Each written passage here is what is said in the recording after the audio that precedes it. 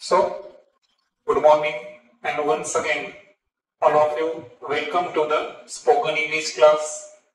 And in this lecture, we are going to discuss about the part of speech.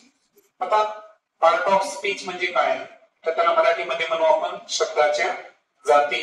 आणि part of speech जे आहे तर आपण यामध्ये सब्जेक्ट आणि प्रेडिकेट पाहिलं आहे की नाही. सेंटेन्स हे सेंटेन्सला एकूण 8 महत्वाचे घटक आहेत की जे सेंटेन्सचं कन्स्ट्रक्शन करत असतात. ओके, आता प्रत्येक सेंटेन्स मध्ये हे सर्वच्या सर्व असतील असं आहे का? नाही. तर याच्यातले काही घटक मिळून काय तयार करत असतात? सेंटेन्स प्रिपेअर करत असतात. जेव्हा आपण इंग्रजीमध्ये कम्युनिकेट करू, कम्युनिकेशन करत असताना थोडा हा ग्रामेटिकल पार्टचा जर आपण चांगला अभ्यास केला तर सेंटेन्सची जी रचना आहे ना, वाक्याची जी रचना आहे हे करणं आपल्याला कसं जातं? सोपं जातं. आणि त्यानंतर आपण थोडस स्पोकन इंग्लिश मध्ये आपला कॉन्फिडन्स हा बिल्डअप होईल. ओके, जनरली पण आपण काय करत असतो की सेल्फ इंट्रोडक्शन देत असतो, बरोबर आहे का? तर सेल्फ इंट्रोडक्शन देत असताना आपण ग्रामरचा प्रत्येक आत्मा त्या वाक्यामध्ये आपलं इन्क्लूड झालं पाहिजे. नाही तर लक्षात, जसं की तुम्ही स्वतःबद्दल इन्फॉर्मेशन सांगत असताना तुम्ही त्यामध्ये प्रॉपर प्रोनाउनचा यूज करेल का, नाउनचा यूज करेल का, प्रिपोजिशनचा यूज कसं करता येईल, या सगळ्या गोष्टीची आयडिओलॉजी जर तुम्ही तुमच्या कम्युनिकेशन मध्ये यूज केली तर निश्चितच कम्युनिकेशन जे आहे ते उच्च दर्जाचं असेल. आपण ग्रामर थ्रू का चाललं बरं? मी तर तुम्हाला साधे साधे वाक्य लिहून सुद्धा त्याच्यात मराठीचा अर्थ लिहून दिला असता आणि ते तुम्ही कम्युनिकेशन मध्ये वापरा, परंतु त्यामुळे तुमच्यामध्ये क्रिएटिव्ह थिंकिंग येणार नाही. येते लक्षात? मग क्रिएटिव्ह थिंकिंग येण्यासाठी आपण हा उपक्रम जो आहे हा थोडा लॉंग ठेवलेला आहे. दिवाळी आणि उन्हाळी सुट्ट्या ज्या आहेत ना, तर यामध्ये आपण स्पोकन इंग्लिशचे दररोज क्लास घेणार आहे. येते लक्षात? सध्या जरी आपण संडे टू संडे 2 लेक्चर घेत असो, परंतु वॅकेशन्स मध्ये आपलं कंपल्सरी असणार आहे, हे एक लक्षात घ्या. आणि दुसरं, तुम्हाला जे व्होकॅब्युलरी इनरिच सांगितलेलं आहे की ग्रुपवर मी काही शब्द देत असतो का, हे की नाही, तर ते तसे वर्ड्स जे आहेत ते तुमचे क्लिअरली तुमची व्होकॅब्युलरी इनरिच म्हणजे तुमचं जी शब्द संपत्ती आहे इंग्रजीची ती समृद्ध असणे फार आवश्यक आहे. फार येते लक्षात? कारण तुमच्याकडे शब्द संपत्ती जितकी जास्त असेल तितकं तुम्ही युटिलाइज करणं प्रत्येक शब्दाचं इंग्रजीमध्ये आपल्याला शब्द माहित पाहिजे किंवा त्याचे पर्यायी शब्द सुद्धा माहित पाहिजे. पण येते लक्षात? बरेच असे इंग्रजीचे शब्द आहेत की एका मराठीच्या अर्थाचे 2-3 इंग्रजी शब्द आहेत. मग अशाच सुद्धा कलेक्शन्स आपल्याकडे पाहिजे, ते आपण युटिलाइज केलं पाहिजे. आता आपण लर्न करायला part of speech. Part of speech मध्ये पहिलं जे आहे ना तर ते आहे नाउन, ज्याला आपण मराठीमध्ये काय म्हणतो? नाम. त्यानंतर सेकंड आहे ऍडजेक्टिव्ह, ज्याला आपण मराठीमध्ये काय म्हणू? विशेषण. त्यानंतर थर्ड आहे प्रोनाउन, सर्वनाम. ओके, त्यानंतर आहे वर्ब, क्रियापद. त्यानंतर आहे ऍडवर्ब, त्याला आपण क्रिया विशेषण म्हणत असतो. त्यानंतर आहे प्रिपोजिशन, शब्दयोगी, अव्यय. त्यानंतर आहे कंजक्शन, उभयनामी अव्यय. आणि इंटरजेक्शन, केवळ प्रयोगी अव्यय. ठीक आहे. आता मराठीमध्ये तर तुम्ही शिकला असतालच, परंतु इंग्रजीमध्ये noun, adjective, pronoun, verb, adverb, preposition, conjunction आणि इंटरजेक्शन असे शब्दांच्या किती जाती आहे? 8. यांना आपण म्हणायचं पार्ट ऑफ स्पीच. आता पार्ट ऑफ स्पीच जो आहे हा आपल्याला खूप डीप मध्ये अनालिसिस करायचा आहे. पण सध्या इंट्रोडक्शनरी व्हिडिओ मध्ये आपण काय करू, आजच्या लेक्चर मध्ये म्हणजे पहिल्या लेक्चर मध्ये फक्त आपण हे 4 जाणून घेऊ. ठीक आहे. आणि त्यानंतर सेकंड लेक्चर जे आहे, सेकंड लेक्चर मध्ये आपण उर्वरित 4 पार्ट ऑफ स्पीचचं काय करणार आहोत? डिस्कशन करणार आहोत.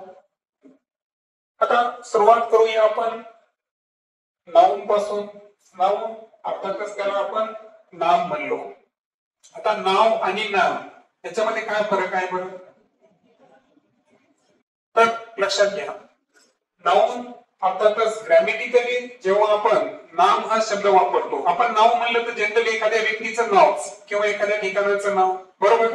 तर सेम पद्धतीने नाम थोडस डीप मध्ये जाऊन काय लक्षात ठेवायचं, word use as a name of person, place और थिंग्स. म्हणजे एखादं व्यक्ती, एखादं ठिकाण किंवा एखाद्या वस्तूच्या नावाला आपण काय म्हणायचं, नाउन. ओके. आता डेफिनेशन पाहिल्यानंतर यामध्ये जो पर्सन आहे हे तुम्हाला सांगायचं गरज नाही. पर्सन म्हणजे व्यक्ती, ते एक असतील, अनेक असतील, आणि तुम्हाला माहिती आहे की पर्सन टू पर्सन आपल्याला माहित आहे की प्रत्येकाचं एक आयडेंटिटी असते, प्रत्येकाचं एक नाव असतं. त्यानंतर प्लेसेस कोणत्याही ठिकाणाचं असेल, जसं की एखाद्या पर्वताचं असेल, माउंटेन, एखाद्या रिव्हरचं, नदीचं असू शकतं, बरोबर. तर किंवा एखाद्या विलेजचं सुद्धा नाव जे आहे तर ते सुद्धा कशामध्ये नेम ऑफ प्लेस. परंतु थिंग्स हा जो शब्द आहे ना, थिंग्स म्हणजे काय, याला थोडंसं आपण डिटेल मध्ये समजून घेऊ की थिंग्स कशाला बिलॉंग करतं. तर पहा, थिंग्स बिलॉंग करतो all objects that we see. म्हणजे जी कोणती वस्तू आपण पाहू शकतो, okay, we can see. Okay. तर प्रत्येक ऑब्जेक्टला, वस्तूला नाम म्हणायचं. हिअर ज्या प्रत्येक वस्तूला आपण ऐकू शकतो ते स्वतः काय आहे, नाम आहे, नाउन आहे. टेस्ट, त्या प्रत्येक वस्तूला ज्याची आपण चव घेऊ शकतो, टेस्ट करू शकतो. टच, ती प्रत्येक वस्तू ज्या वस्तूला आपण स्पर्श करू शकतो. स्मेल, ती प्रत्येक वस्तू ज्या वस्तूचा आपण गंध घेऊ शकतो, है ना. प्रत्येकाला एक स्पेसिफिक स्मेल किंवा ऑर्डर म्हणजे सुद्धा गंधच, ठीक आहे. तर लक्षात आलं मग, ऑब्जेक्ट्स हे सर्व ऑब्जेक्ट्स ज्या ऑब्जेक्टला आपण पाहू शकतो, सी, हिअर, ऐकू शकतो, टेस्ट, चव घेऊ शकतो, टच, स्पर्श करू शकतो, स्मेल, वास घेऊ शकतो, गंध घेऊ शकतो, त्या प्रत्येक ऑब्जेक्टला काय म्हणायचं, थिंग्स म्हणायचं. म्हणजे ही थिंग्सची ब्रॉड डेफिनेशन आपल्याला म्हणता येईल. त्यानंतर थिंग्स मध्ये पहा, something that we can think of. असा ऑब्जेक्ट की ज्याच्याबद्दल आपण विचार करतोय, मीन्स काल्पनिक विचार करतो, पण ती एखादी वस्तू जर असेल तर ती सुद्धा काय आहे, things. But can not perceive by the sense. परंतु आपले जी इंद्रिय आहेत, 5 इंद्रिय, है की नाही, कोणते कोणते आहेत, त्वचा, स्किन, त्यानंतर आईज, त्याच्यानंतर नोज, इयर आणि जिभेने सुद्धा आपण काय करतो, बरेच वस्तूची चव घेत असतो. लक्षात आलं का. म्हणजे जेवढे आपले सेन्सरी ऑर्गन्स आहेत तर त्या सेन्सरी ऑर्गनना आपण एखाद्या थिंगचे इन्फॉर्मेशन परसिव्ह करू शकत नाही, तर तशा सुद्धा ऑब्जेक्टला आपल्याला काय म्हणायचं आहे, थिंग्स म्हणायचं आहे. एक लक्षात, समजा तुम्ही स्वप्नामध्ये एखादी काल्पनिक वस्तू पाहिली, त्याला तुम्ही एखादं नाव दिलं, एखादं एलियन पाहिलं, तर हे सुद्धा काय आहे, एक थिंग्स आहे. लक्षात आलं. एखादा इमॅजिनरी तुम्ही फ्रूट पाहिला, तर त्या फ्रूटला जर तुम्ही ती थिंग जे तुमच्या कल्पनेमध्ये आहे, तर तो ऑब्जेक्ट सुद्धा काय असू शकतो, थिंग असू शकतो. लक्षात आलं. थिंगचं म्हणजे तुम्हाला जस्ट सांगितलं मी की त्याची रेंज कुठपर्यंत असू शकते. आता एक्झाम्पल जर घ्यायचे असेल तर पहा, सर्वात अगोदर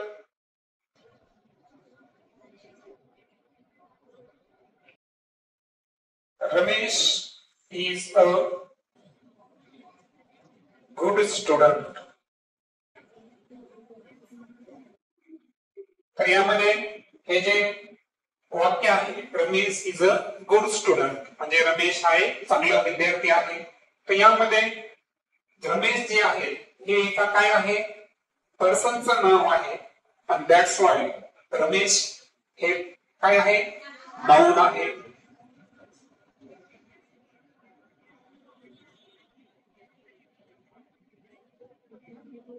माय नेटिव्ह प्लेस इज रायगव्हाण.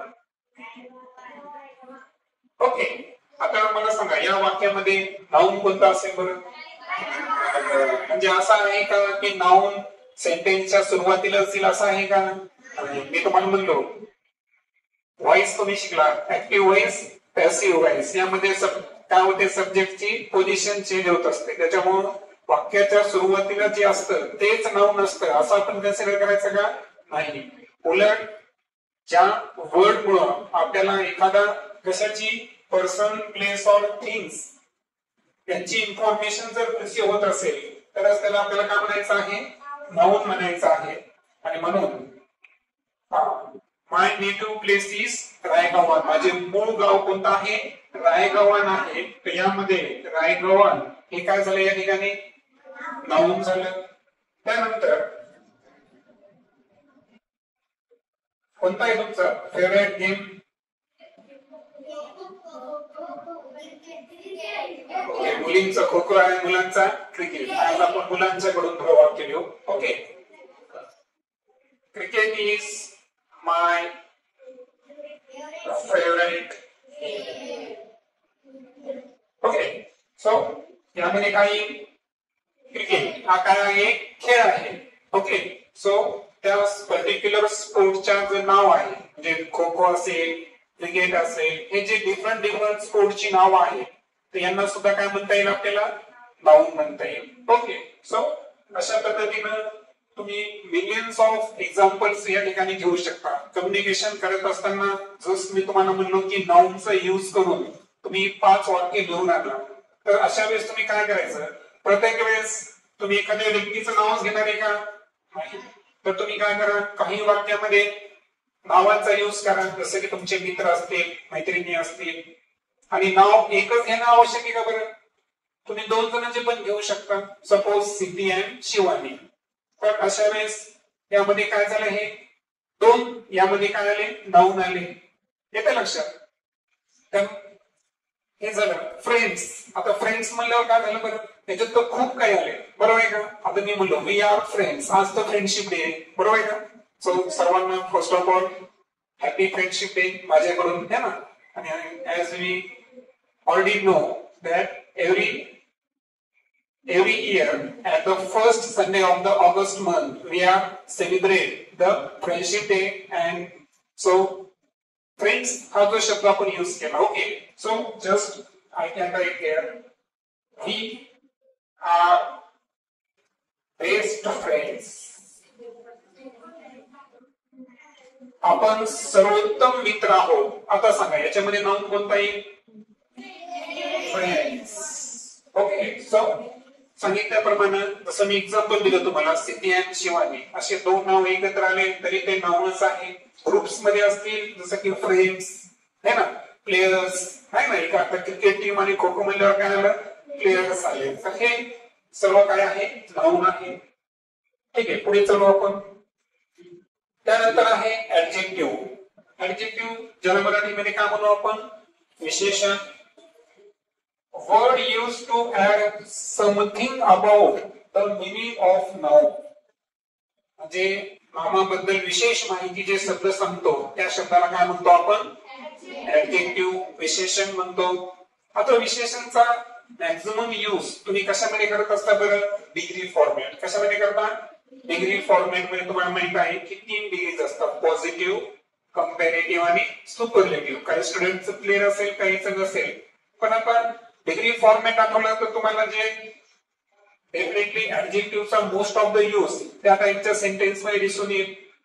जसं की पहा, he is a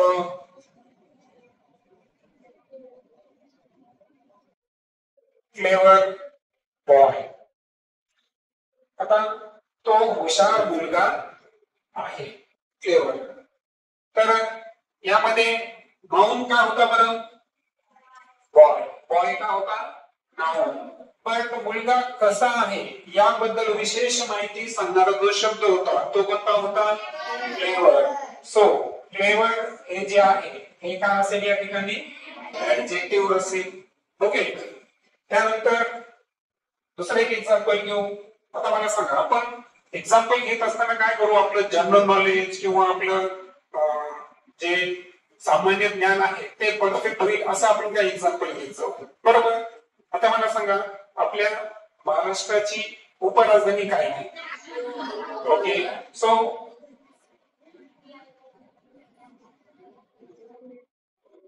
Nagpur is, नाही नागपूर बद्दल मी एक वाक्य लिहिलो ना, तुम्ही आयडेंटिफाय करा पहा. Nagpur is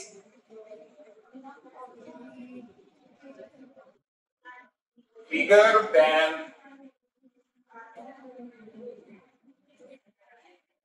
any other city in Vidarbha.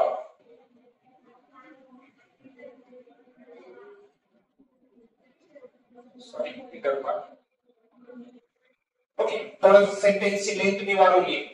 आता ऍज युजल मी तुम्हाला सांगितलं की नागपूर ही महाराष्ट्राची उपराजधानी आहे. बरोबर. आता त्या नागपूर शहरावर आधारित आपण एक वाक्य या ठिकाणी लिहिलं. आता मला सांगा नागपूर या शहराबद्दल, हे थोडं कॉम्प्लेक्स सेंटेन्स आहे डिग्री फॉर्मेट म्हणलं. ऍक्च्युअली कंपॅरेटिव्ह डिग्री असते. कोणती डिग्री असते? Comparative degree. पुढे आपण लर्न करणार आहोत. पण सध्या मला सांगा याच्यामधला ऍडजेक्टिव्ह कोणता असेल? बिगर. कारण नागपूर शहर जे आहे, मला सांगा आता यामध्ये ओव्हरऑल जर पाहिलं आपण तर नागपूर हे काय आहे? नाउन आहे. बरोबर. इज जे आहे हे हेल्पिंग वर्ब आहे जे आपण पुढे लर्न करणार आहोत. परंतु नागपूर शहर कसं आहे तर नागपूर या नाउन बद्दल विशेष माहिती सांगणारा जे ऍडजेक्टिव्ह आहे तो कोणता आहे? बिगर. सो बिगर हे या ठिकाणी काय असेल? ऍडजेक्टिव्ह असेल. त्यानंतर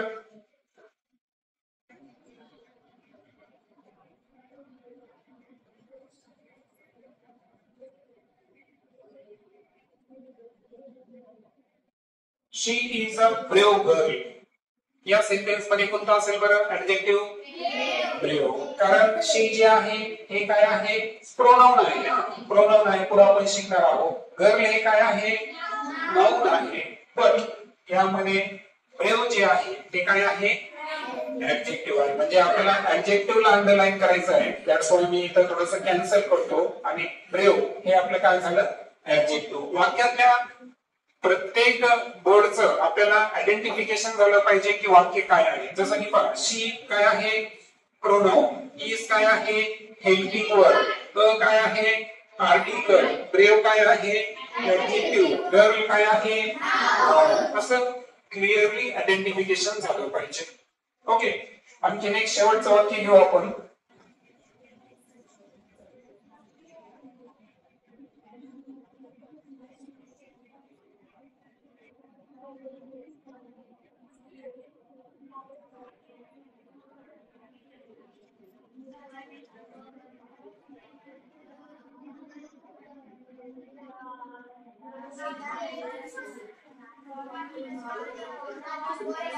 Amazon is one of the largest forests.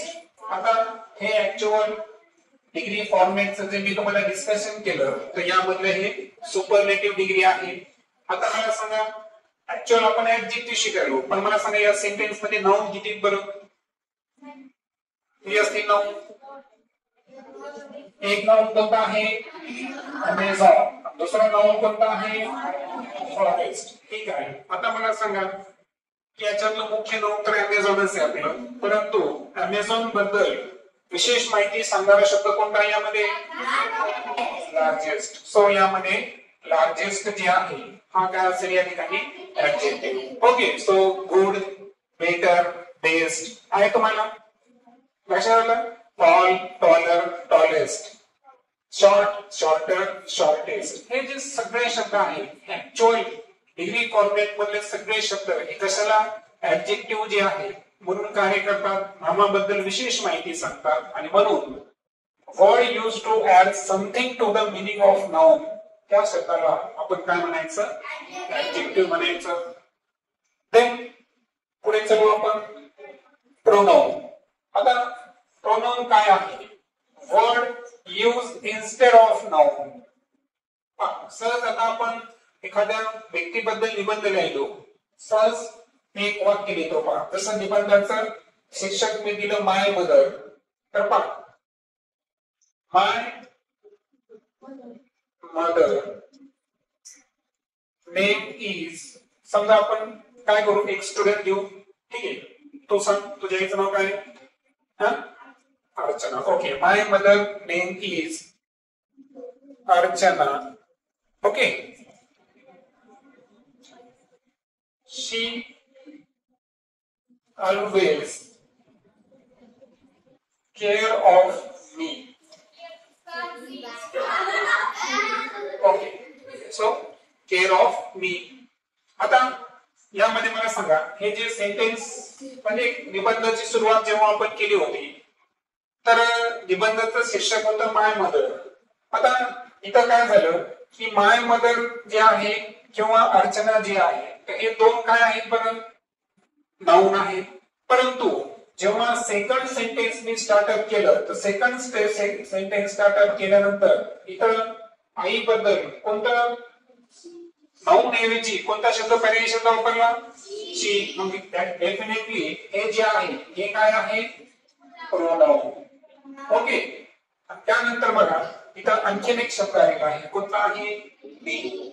म्हणजे स्वतःचं नाव न लिहिता स्वतःबद्दल इथं काय झालेलं आहे, एक शब्द आलेला आहे, तो कोणता आहे, मी. हे सुद्धा काय असेल, प्रोनाउन असेल. सो अशा पद्धतीनं प्रोनाउन एक असा वर्ड आहे जो इन्स्टेड ऑफ नाउन म्हणजे नामाऐवजी आपण त्या शब्दाचा काय करत असतो, यूज करत असतो. आता जे प्रोनाउन आहे, प्रोनाउन तर तुम्हाला माहितच आहे की जे आपण कम्युनिकेशन मध्ये यूज करतो. तुम्हाला या अगोदर मी म्हणलो होतो की प्रोनाउनचे तुम्ही 3 कॅटेगरी करा. कोणते कोणते, फर्स्ट पर्सन, काय करायचं आहे, फर्स्ट पर्सन. त्यानंतर दुसरं काय आहे, सेकंड पर्सन, आणि त्यानंतर थर्ड पर्सन. आता हे पर्सन काय असतात माहितीये का तुम्हाला, हे जे पर्सन आहे हे आपले क्लिअर पाहिजे. जेव्हा आपण कम्युनिकेशन करायलो, काय करायलो, कम्युनिकेशन करायलो, तर एकमेकांना कम्युनिकेशन करत असताना जो बोलणारा असतो तो कोण असतो, फर्स्ट पर्सन. बोलणारा कोण असतो, फर्स्ट पर्सन. जसं की आता माझं आणि बहीण या दोघांचं कम्युनिकेशन चालू आहे, तर मी जो आहे, आता माझ्यासाठी मी कोण आहे, फर्स्ट पर्सन. काय आहे, फर्स्ट पर्सन. सो आय जो आहे हा प्रोनाउन मी कशामध्ये येईल, फर्स्ट पर्सन मध्ये. आता आम्ही दोघं काय केलं, दुसऱ्या शाळेमध्ये काय केलं की कोणत्या उपक्रमासाठी गेलो, बरोबर आहे का. मग आता आम्ही दोघं एकत्र झालो, मग शब्द काय वापरला, आम्ही. आम्ही मध्ये मी पण आला आणि बहीण पण आला. मग आता जेव्हा हे जॉईन झालं तेव्हा काय झाला, वी. म्हणून फर्स्ट पर्सन मध्ये जेव्हा ही आपण वाक्याची रचना करू, तर अशा वेळेस मी 2 प्रकारचे प्रोनाउन यूज करेल. कोणते कोणते, आय, वी. सेकंड पर्सन ज्याला आपण कम्युनिकेट करायलो, सपोज मी शिवानी सोबत कम्युनिकेट करायलो, तर मी फर्स्ट आहे आणि ऐकणारी समोरची शिवानी असेल, तर शिवानी काय झाली या ठिकाणी, सेकंड पर्सन. सेकंड पर्सन साठी मी प्रोनाउन कोणता वापरेल, यू. त्यानंतर युअर, है ना, बरोबर आहे का. त्यानंतर आणखीन कोणता आहे बघा, आणखीन कोणता येऊ शकतो, नो. आणखीन एक येऊ शकतो, ते आहे दे, बरोबर आहे का. सॉरी, ते सुद्धा येणार नाही, यू आणि युअरच येईल, कारण ते जे आहे ते थर्ड पर्सन मध्ये. आता थर्ड पर्सन मध्ये 3 आहेत पहा, म्हणजे 2 कॅटेगरी करू आपण, सिंगल आणि सिंगल, म्हणजे third person singular, third person plural. Okay, आता थर्ड पर्सन सिंग्युलर मध्ये 3 येतात पहा, कोणते कोणते, ही, शी, इट. आणि थर्ड पर्सन प्लुरल मध्ये कोणते येतील, दे. हे तर लक्षात. म्हणजे कम्युनिकेशन मध्ये बोलणारा हा काय असतो, फर्स्ट पर्सन. ऐकणारे कोण असतात, सेकंड पर्सन. ज्या व्यक्तीबद्दल बोलल्या जातं, है ना, ज्या अनादर व्यक्ती जे की कम्युनिकेशन मध्ये नाही, ते कोण झाले, थर्ड पर्सन, बरोबर आहे का. तर अशा पद्धतीनं या सर्व प्रोनाउनचा यूज करून आपण काय करायचं, वेगवेगळ्या प्रकारचे अर्थपूर्ण वाक्य जर तयार केले तर इथं आपलं प्रोनाउन पण क्लिअर होतं आणि स्पोकन जे आहे आपलं सहजच आपण म्हणतो पहा की आपला एखादा मित्र आहे, सपोज आता मला सांगा तुझं नाव काय? Kishore. So Kishore is learning in standard 7. He is a very good student. आता लक्षात घ्या किशोर अगोदर यूज केला, परंतु सेकंड सेंटेन्स मध्ये मी किशोर हे नाव न वापरता ही हे काय वापरलं, प्रोनाउन यूज केलं. सो दॅट्स वाय अशा पद्धतीनं काय करायचं आपल्याला, प्रोनाउनचा यूज करायचा आहे. ठीक आहे. फायनली आपण तो वर्ब. आता वर्ब हे असा वर्ड आहे जो काय एक्सप्रेस करणार, एखादी ऍक्शन, कृती किंवा एखादी स्टेट, एखादी अवस्था. ओके. सो वर्ब जे आहे तर त्याची मी तुम्हाला अगोदर सांगितलं होतं की वर्ब आपल्याला हेल्पिंग वर्ब आणि वर्ब या दोन्हीचा समावेश कशामध्ये करायचा आपल्याला, वर्ब मध्येच येईल. जसं की पहा, ही रोट अ लेटर, हे जे पहिलं वाक्य मी लिहिलंय तर यामध्ये ही जे आहे ते काय आहे, प्रोनाउन, बट रोट जे आहे हे काय आहे, वर्ब. ऍक्च्युअली हे वाक्य जर पाहिलं आपण तर हे कशामधलं आहे, सिंपल पास्ट टेन्स. बरोबर, कारण क्रियापदाचं किती रूप आलं इथं, दुसरं रूप आलेलं आहे. ओके. त्यानंतर आता मला सांगा, मी तुमच्या समोर एक वाक्य लिहितो. तुमचं टेन्स इतकं क्लिअर असेल ना तर चला आपण एक वाक्य लिहिलं. She cut the finger. आता सांगा हे वाक्य कोणत्या काळातलं असेल बरं, सिंपल. तर हे वाक्य आहे सिंपल पास्ट टेन्स. कारण सिंपल प्रेझेंट टेन्स राहिला असता तर थर्ड पर्सन सिंग्युलरला जर असेल तर क्रियापदाला काय लागतं, यस किंवा ईएस हे प्रत्यय लागतं. इथं काय राहिलं असतं, कट्स, आणि कट्स राहिला असतं तरीच हे काय आहे, सिंपल प्रेझेंट टेन्स. ठीक आहे, नो प्रॉब्लेम. आता आपली चर्चा कशावर चालू आहे, टेन्सवर आहे. होतं आपण टेन्सला आपल्याला खूप गोष्टी शिकायला अजून. ठीक आहे, जस्ट तुम्हाला आयडिया आहे, परंतु त्यामध्ये आपल्याला डेप्थ मध्ये जायचं आहे. आता पहा, ही रोट अ लेटर. रोट काय झाला, कारण लिहिणे ही एक काय आहे, ऍक्शन आहे. ही काय आहे, ऍक्शन आहे. शी कट्स द फिंगर. कट म्हणजे कापणे, ही सुद्धा काय आहे. आता एक वाक्य घेतो मी, they are my friends.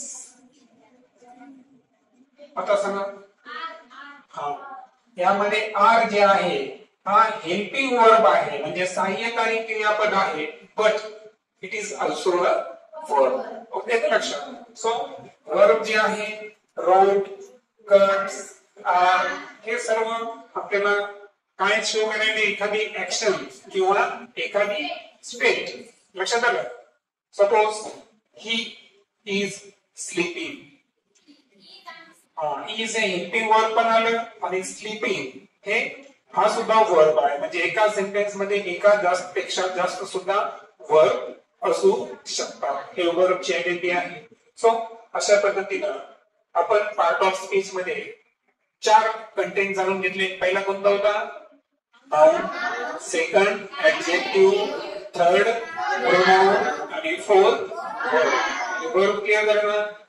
कोणती क्रिया असू द्या, रीड लिहिणे, सॉरी म्हणजे वाचन, राईट लिहिणे, हिअर ऐकणे, प्ले खेळणे, कम येणे, गो, हे सर्व ऍक्शन्स आहेत. येते लक्षात, बरोबर आहे का. सिंग, सिंग म्हणजे काय, इट म्हणजे जेवढ्या काही ऍक्शन्स किंवा स्टेट असते हे सर्व काय रिप्रेझेंट करतात, ऍक्शन रिप्रेझेंट करतात. So that's all about verbs.